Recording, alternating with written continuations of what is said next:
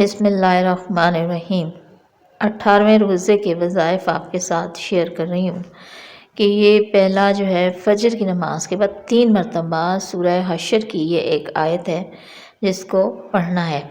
اسی طرح ایک بہت پیاری دعا ہے جو فجر کی نماز کے بعد 3 مرتبہ پڑھنا ہے۔ اس دعا میں دل کے بارے میں بات ہوئی ہے۔ دل جو ہے نا انسان کے تمام جسم کا بادشاہ ہے۔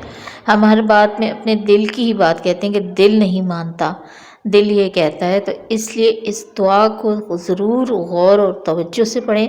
اور عشاء مغفرت کا 18واں روزہ ہے تو خوب دھیان کے ساتھ اپنے دل کے اصلاح کے لیے یہ نبوی دعا کے ذریعے بات اپنی قبولیت کروائیے۔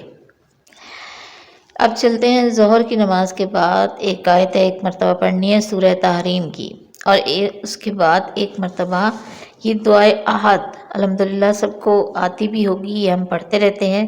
اور اسی طرح ایک اور دعا جو بخاری میں ہے مغفرت کی، وہ پڑھنی ہے، یہ میں نے آپ کے ساتھ شیئر کر دی ہے، یہاں سے دیکھ کر پڑھ لیں یہ، اور اپنے پاس اس کو سیو بھی کر لیں تاکہ جو رات کو عبادت کریں تو اس میں ایسی دعائیں ضرور پڑھیں۔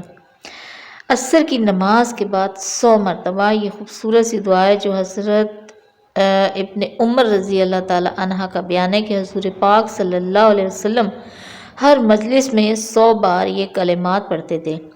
سنن ترمذی اور ابی داؤد دونوں میں موجود ہے، اس لیے عصر کے بعد اس کو 100 مرتبہ پڑھیں، اور ویسے بھی اس کو آسان دعا ہے، اپنے لیے پڑھتے رہا کریں۔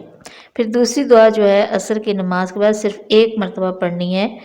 یہ بہت ہی پیاری دعا ہے کہ ایسے گناہ جو آپ کی دعاؤں کو قبول ہونے سے روک رہے ہیں اور جو سزا جن پہ ملنا بہت ضروری ہے ان سے توبہ استغفار ہے، اس لیے اس دعا کو بھی اپنے پاس ضرور رکھیں اور کبھی کبھار اس کو پڑھتے رہا کریں۔ مغرب کی نماز کے بعد بھی اسی طرح جو ہم پڑھتے رہتے ہیں کہ استغفر اللہ الذی لا الہ الا هو الحی القیوم واتوب الیہ پڑھنا ہے۔ پھر ایک بہت پیاری دعا ہے جو شیطان سے پناہ کی ہے کہ ایسی شیطانی حرکتوں سے اور برے خوابوں سے اللہ تعالیٰ سے پناہ مانگی ہے کہ اللہ تعالیٰ ان سے ہمیں پناہ میں رکھے، آمین ثم آمین۔ نماز تراویح کے بعد یہ کچھ دعائیں ہیں جو آپ کے ساتھ شیئر کر رہی ہوں، اور یہ سب ایک بار پڑھنی ہے۔